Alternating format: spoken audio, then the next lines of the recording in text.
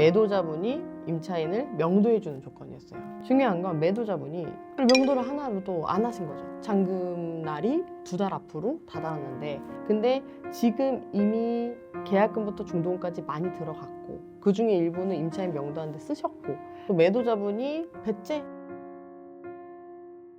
안녕하세요, 빌딩부부입니다. 그 최근에 항상 힘들게 중개를 하시면 더 힘들게 중개를 했던 적이 있었다고. 그렇죠. 최근에 좀 유독 힘들었던 건이 있었죠. 이번 건은 또 특이합니다. 명도가 힘들었던. 되게 무거운 이야기예요. 되게 무거운 이야기인데 한번 해보도록 하겠습니다. 우선은 굉장히 급매물이긴 했습니다. 평당가가 굉장히 저렴했고, 이제 강남에 있는 다가구 주택이었어요. 임차인이 14호수. 적지 않았죠. 계약 조건이 어떻게 됐냐면 계약을 하고 잔금까지 매도자분이 임차인을 명도해주는 조건이었어요. 명도가 끝나면 용도 변경을 해서 근생으로 취득을 하는 형태였는데, 이게 좀 신기한 게 네. 매매 계약을 어쨌든 매도자가 명도 조건으로 해서 매매 계약을 썼잖아요. 그러면은 중개인이 굳이 힘들 필요가 없었는데, 맞죠. 그렇죠? 우리가 이제 여기서 짚어봐야죠. 명도하는데 왜 힘들었나요?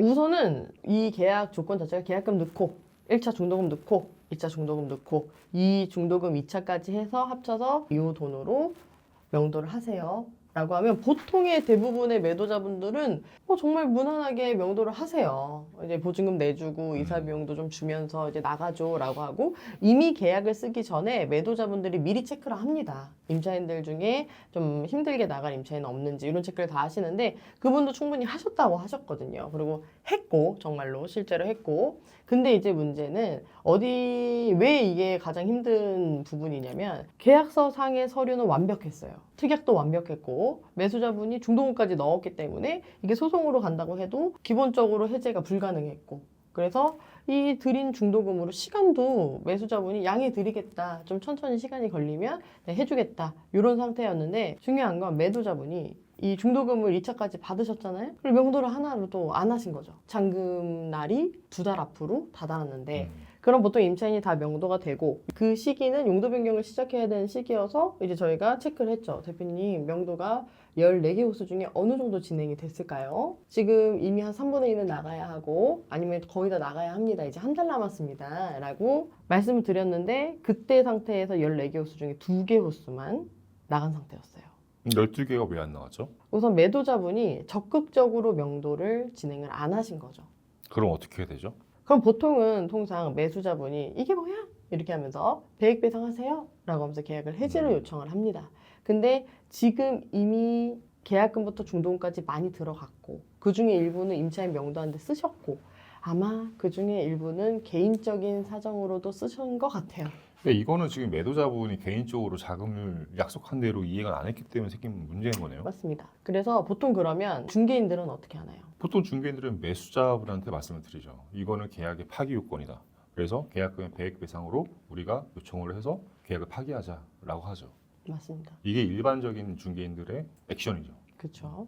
근데 그렇게 했으면 되는데, 저희는 빌딩 부부 아니겠습니까? 또 매도자분이 아기를 가지고 배째 이런 상태는 아니었어요. 내가 열심히 노력을 해봤는데 임차인들이 쉽지 않다라고 얘기를 하고 계시고, 그리고 매수자분도 해지보다는 나는 잔금을 치르고 싶어요 하는 의지가 있으셨고, 그래서 중개인이 쉽게 하지 않은 결정을 합니다. 또 디테일하게 말씀드리긴 어렵지만 임차인 한 명 한 명 다 연락을 취하고, 그때 매수자분도 약간 분노는 하셨죠. 그래서 기납입된 중도금 같은 부분들을 다 이제 가압류나 이렇게 처리를 하시고, 이제 그거를 이제 근거로 임차인분들한테 얘기를 드렸죠. 이제 문제가 될 수 있다. 그러니 빠르게 전세금을 돌려받고 나가셔야 됩니다 라는 설득을 한 명씩 다 일일이 했고요. 그럼 뭐 저 혼자만이 아니라 같이 계약을 쓴 저희 동료들이 정말 많은 고생을 했고 노력을 했죠. 그래서 한 2주 정도 걸렸던 것 같아요. 퇴거까지. 이거를 보시는 분들은 계약금 중도금까지 줬는데 또 이런 일이 만약에 발생한다라고 하면 우리는 어떻게 되나요? 조언을 드리자면, 우선은 이런 일이 발생하지 않았으면 좋겠습니다. 절대. 당연히 합의하에 잘 계약서 썼으면 잘 이행됐으면 좋겠고, 매도자분이 나 못하겠어 라고 하신다면 명도를 직접적으로 매수자분이 하기는 어려울 거예요. 그러면은 적극적인 중개인에게 요청을 하십시오. 근데 예를 들어 제 고객 매수자님이 저한테 중개인은 뭐 했어요? 하면서 저희 중개인에게 탓을 했으면 제가 직접 명도를 아마 안 했을 겁니다. 옛날에 이런 말이 있죠. 가는 말이 고와야 오는 말이 곱다. 그런 것처럼 매수자분이 중개인인 부대표님이 무슨 잘못이 있냐, 같이 해결해 보자 하면서 약간 본인 탓을 하셨어요. 내가 쉽게 되는 일이 없다 세상에 하면서. 그래서 제가 그 얘기를 듣고 제가 이건 마무리 지어 보겠습니다 라는 확신을 드렸고, 그래서 굉장히 중개인과 관계를 호의적으로 하셔야 돼요. 당연히 거래를 하면서 문제들이 많이 발생할 수 있는데, 그때 중개인과 친근하게 서로의 탓을 하지 말고 이건 너 탓이야, 아니 법적으로 하면 얘 탓이야 이러시지 말고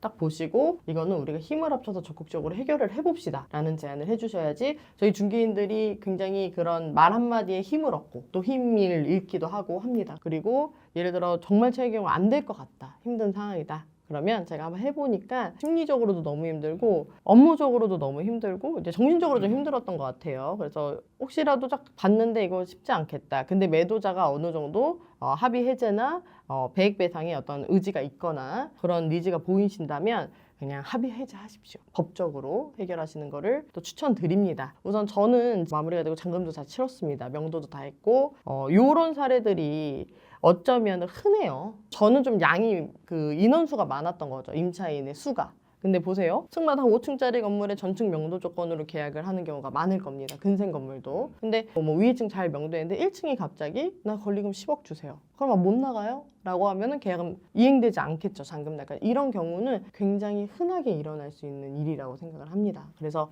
그런 일이 발생할 수 있으니 이런 건의 계약을 쓰실 때는 매매 계약서를 꼼꼼하게 잘 쓰셔야 되고, 예를 들어 무조건 된다 N 계약보다는 안 됐을 때 어떻게 처리할지도 좀 기재가 되면 좋을 것 같아요. 특이하게. 근데 그게 또 말처럼 쉽지가 않아요. 그렇죠. 네. 이거 어쨌든 특약사항은 계약서를 혼자 쓰는 게 아니고 매도자와 이제 상호해서 협의해서 쓰는 부분들이다 보니까, 우리가 보통 매매 계약서 쓸 때 특약사항이 굉장히 한쪽에 기울어서 만약에 계약을 쓰게 되면은 반대편이 되게 반대를 합니다. 근데 이 부분이죠. 일방적으로 매수자의 입장에서 매도자의 입장에서 특약을 쓸 수는 없어요. 당연히 계약서는 합의해가지고 쓰는 거기 때문에. 대신 이런 조건이나 좀 까다로운 조건이 있을 때, 우리도 그 미래를 알 수 없을 때는 중개인이 중간에서 매도자와 매수자를 둘 다 보호하기 위한 특약을 넣어야 된다는 거죠. 예를 들어 제가 그 강남건에 대해서 다시 계약을 썼다면 특약에다가 아예 기재를 했을 거예요. 명도가 이때까지 안 된다면 보증금 계약 해지는 어떻게 처리할지, 아니면 임차인에 대한 명도 기간 때문에 잔금을 미뤄질 수 있다, 이런 부분에 대해서 유예 기간을 좀 넣고, 조금 강하게 매도자분도 내가 혹시라도 명도를 못하면 어떡해? 라는 불안함이 있을 수 있거든요. 그런 안정적인 특약을 넣어야 된다는 거죠. 한쪽에 치우치자는 이야기는 아니고요. 그러면 또 반대로 저는 이제 매수자 입장이었으니까 매도자분 쪽에도 중개인이 있을 거예요. 그래서 매도자 측의 중개인은 그러면은 명도를 이런 조건으로 했을 때 책임이 있는가에 대해서 물으시면 그 중개인 또한 책임은 없습니다. 계약서 자체가, 중개인의 책임은 계약서를 작성하고 손님을 모시고 와서 조건을 협의하고 계약서를 작성하는 데에 업무가 있지, 명도를 하는 데에 중개인의 의무사항은 없어요. 원래 중개사법상 매매 계약서를 작성하게 될 때 계약서에 도장을 날인하는 것까지만 책임 의무가 있지, 그 이후의 것에 대한 어떤 액션들은 다른 책임의 소지가 없어요. 그리고 방금 매도자 명도 조건으로 다가구 주택을 계약을 한 매수자와 매도자가 서로 협의해서 뭔가 진행을 해야 되는 부분이기 때문에, 그럼에도 불구하고 저희는 이제 어쨌든 책임의 어떤 부분들도 있고, 저희 회사의 어떤 얼굴 보고 이제 오셔서 의뢰를 하셨기 때문에 매도 담당자도 그렇고 여기 매수 쪽 담당자도 그렇고 명도를 해줄 수 있는 그런 포지션이었습니다. 그러니까 신뢰의 문제인 거죠. 그러니까 일에 대한 약간 책임감, 이런 거를 가지고 있는 중개인을 만나셔야 될 것 같아요.